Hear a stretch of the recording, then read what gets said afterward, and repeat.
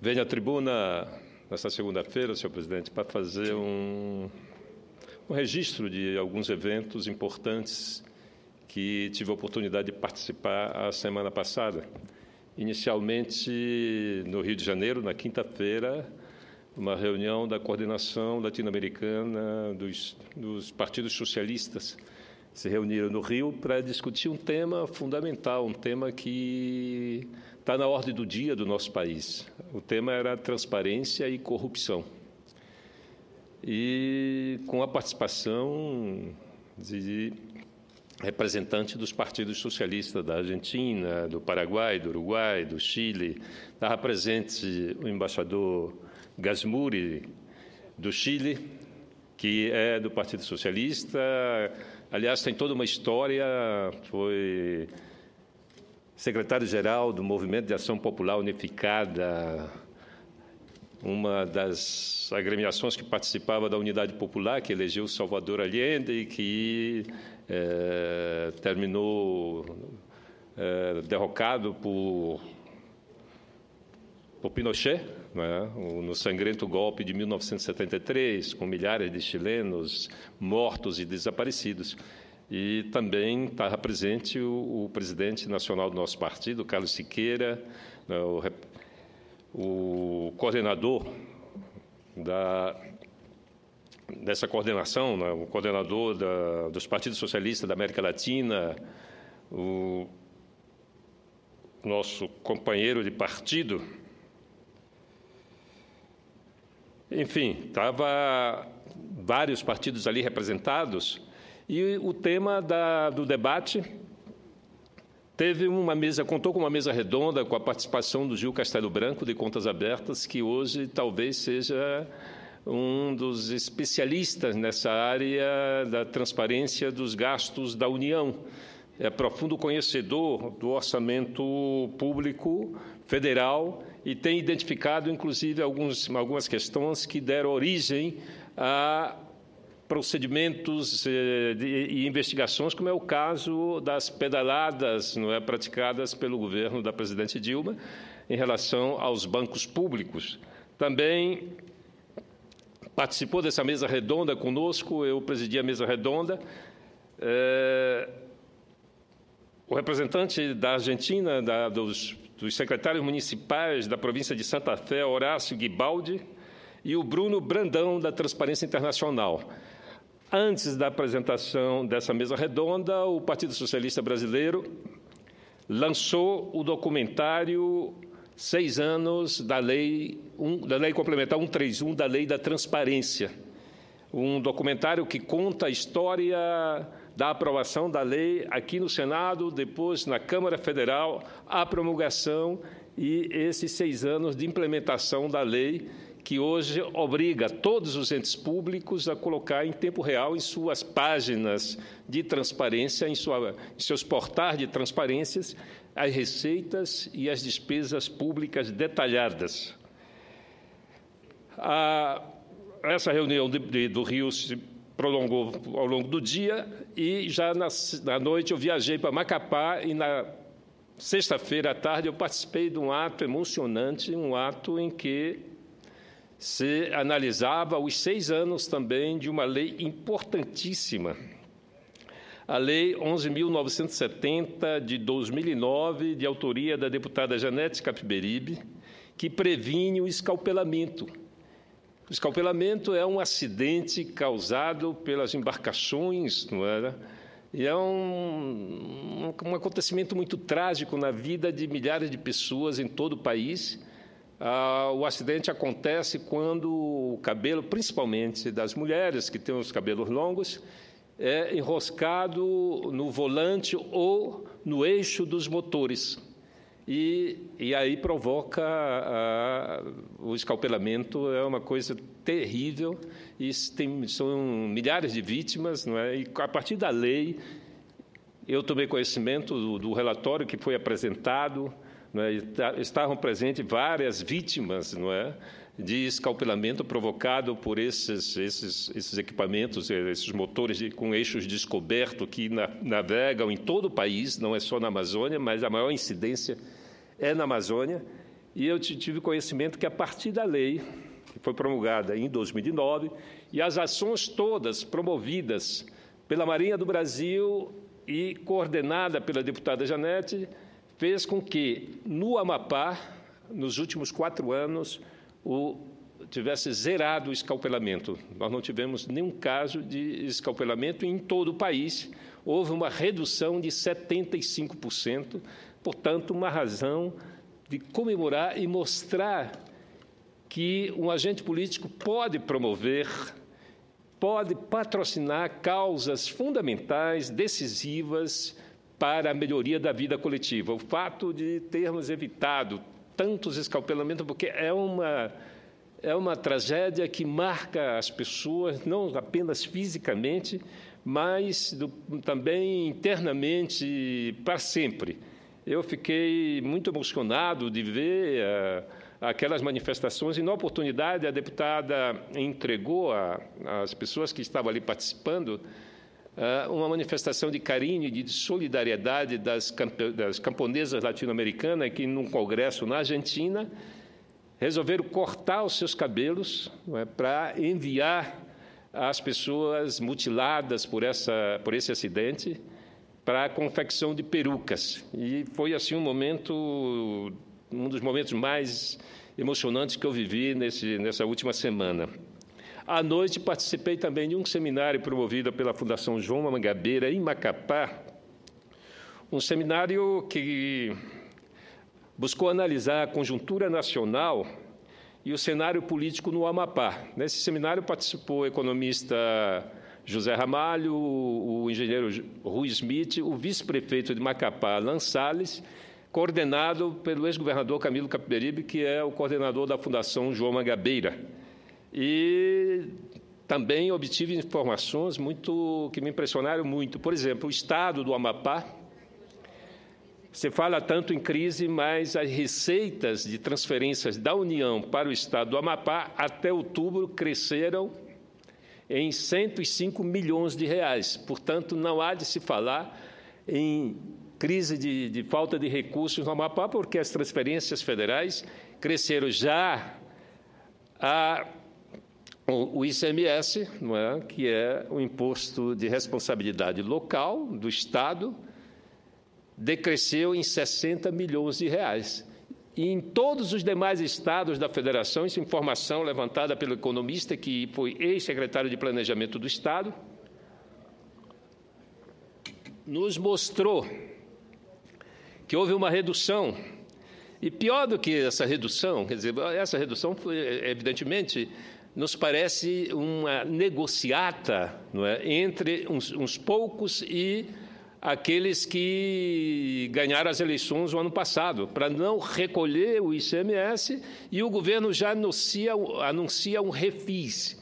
Veja, isso aqui me parece algo criminoso e absurdo, porque a sonegação fiscal no nosso país, segundo um levantamento, um estudo feito, senhor presidente, pelo Sindicato dos Procuradores da Fazenda Nacional, eles fizeram um estudo com base no orçamento de 2014 e detectaram que 27,6%, ou 518 bilhões de reais, são pagos pelo contribuinte, são pagos pelo cidadão, pelas cidadãs brasileiras, mas esse dinheiro é surrupiado na ponta da arrecadação. Ou seja, é um dinheiro que deixa de entrar nos cofres da nação, nos cofres do Estado, 518 bilhões de reais. Olha, eu tive dando uma olhada no ranking dos maiores sonegadores do país. E a empresa número 1, campeã de sonegação, é a Vale do Rio Doce. São quase 46 bilhões de reais. Na verdade, a Vale não paga imposto. Ou seja, essa empresa continua pública, porque ela não recolhe os impostos que paga. É uma história muito mal contada.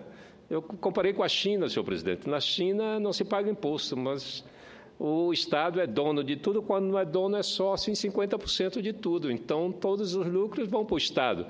Aqui me parece uma sociedade um pouco a lá chinesa, mas sendo o setor privado levando todas as vantagens. Porque se a Vale não paga os impostos, não é? Aí a concorrência é uma coisa desleal, porque a sonegação ela tem ela atinge duramente a concorrência. Não é? Quando você não paga imposto, você pode vender mais barato. Enfim, nesse seminário, nós tivemos a oportunidade de ver que o Estado lá está recebendo mais dinheiro de transferências da União, mas está deixando de cumprir o seu dever de arrecadar e promete fazer refinanciamento do dinheiro que é do cidadão. Olha, enquanto continuar com esse refinanciamento de dívidas, ninguém vai pagar imposto. Está pendurado 520 bilhões na CARF, senadora. Tem 520 bilhões que está sendo discutido, e aí apareceu a Operação Zelotes, que é pela primeira vez, porque o cidadão brasileiro está acostumado, sabe que a corrupção na ponta da aplicação é algo muito popular, porque se pratica nas prefeituras, se pratica nos governos do Estado, se pratica no judiciário, no legislativo, em todo canto. Já a evasão fiscal, a sonegação, até é um nome diferente, porque sonegação é roubo, não é?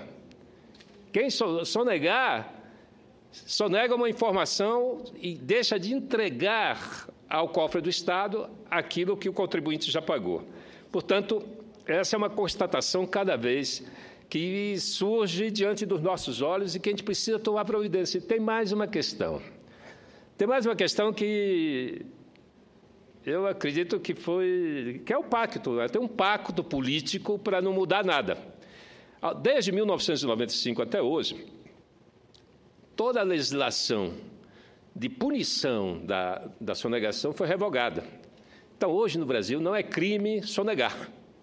Você pode sonegar imposto, não é? E seguro de que não vai para a cadeia. Não é? Então, isso aí é algo que impede o desenvolvimento dessa sociedade. Porque em todos os países de ponta, os países industrializados, os países que são com os maiores índices de desenvolvimento humano, lá, se você sonegar imposto, você vai para a cadeia. No Brasil, não. No Brasil, você pode sonegar que você está garantido que não vai lhe acontecer absolutamente nada, a não ser que, se a fiscalização, por acaso, detectar, você pode devolver o imposto sonegado e está perdoado. É como se alguém roubasse a tua televisão, usasse 2 anos, aí, de repente, a polícia pega, ele devolve a tua televisão e fica por isso mesmo. Esse é um dos graves problemas do país. É claro que, no correr da discussão, né, com pessoas muito bem informadas, nós também tivemos a informação sobre a dívida pública e sobre a corrupção na ponta da aplicação, que leva anualmente em torno de 80 a 100 bilhões de reais, que é desviado. Não é? Tem o caso aí da Lava Jato, que as investigações estão mostrando, não é, os volumes fantásticos de recursos, mas não é só a Lava Jato. A Lava Jato é uma grande soma, mas se nós somarmos todos os recursos desviados, desde as prefeituras até os órgãos públicos federais, aí nós vamos ver que é infinitamente maior do que a Lava Jato. Ou seja, a corrupção do varejo é maior do que a corrupção do atacado. E, por último, senhor presidente, no sábado, a convite do governador do Amapá, governador Valdez Góes, eu estive juntamente com o senador Davi Alcolumbre no lançamento de uma obra importantíssima, a construção de 7 quilômetros de ramais que vão servir os pequenos agricultores do Polo Hortifrutigranjeiro de Macapá e no Centro de Desenvolvimento Rural, onde serão implantadas 3 fábricas. Essa pavimentação asfáltica foi contemplada num projeto aprovado por nós, uma ação nossa junto ao Ministério da Integração, ainda governador do Estado, Camilo Capiberibe, que organizou os projetos. E era ministro o nosso companheiro de Senado, Fernando Bezerra, ministro da Integração Nacional. E a equipe técnica elaborou os projetos, e esse projeto consta dessa pavimentação asfáltica para facilitar o escoamento da produção e a construção de 3 fábricas, uma de polpa de frutas para poder aproveitar e agregar valor na comunidade, ao cupuaçu, ao açaí, enfim, a tantas frutas que nós temos ali. Então, nós vamos ter uma fábrica destinada a esses agricultores familiares do polo e do mini-polo, que são 2 regiões no distrito da Fazendinha, do município de Macapá. Também vamos ter um pier de atracação no Igarapé da Fortaleza, que é um rio maravilhoso, que separa a cidade de Macapá e de Santana, que está razoavelmente preservada, e a ideia é transformar ali num centro turístico, dada a beleza da paisagem e também, evidentemente, não só a paisagem ambiental, mas a paisagem humana, né? Ali é uma área ribeirinha em pleno centro da cidade. Então, a ideia é desenvolver o turismo com a implantação desse pier para embarcações, para transporte de turistas e também, claro, de cargas, né, vinda da região ribeirinha. Então, esse projeto, o total dele é 16 milhões e meio, com a contribuição de emendas nossa, de projetos nossos junto ao Ministério da Integração, do nosso mandato, de 13 milhões e 3 milhões e meio do governo do Amapá. Estava presente lá a comunidade, e a comunidade ficou muito feliz porque as obras devem ter começado hoje. As máquinas já estavam lá, então as máquinas começaram hoje. Foi surpreendente essa nossa participação, porque as pessoas acham que os adversários políticos não se sentam para conversar. Mas os adversários políticos, um é governador, o outro é senador, o outro é deputado federal, e todos nós temos uma obrigação e uma função representativa, e temos a obrigação de nos sentar e discutir aquilo que é de interesse da comunidade. Então, esse projeto, pela grandiosidade do projeto, ele nos obriga a conversar permanentemente, a conversar com o governador, conversar com o ministro da Integração, conversar com o prefeito, conversar com a comunidade, para que se transforme em realidade toda esse conjunto de ações de um grande programa, de um grande projeto que nós denominamos de Igarapé Sustentável.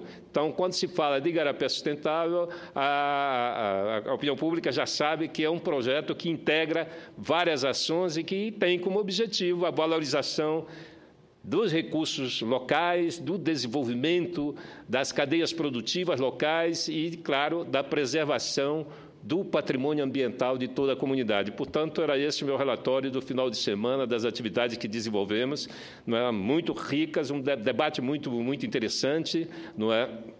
Que é coordenado pelo nosso companheiro Beto Albuquerque, que foi candidato a vice-presidente da República na chapa de Marina Silva e que é o coordenador dos partidos socialistas da América Latina. Era isso, senhor presidente. Muito obrigado.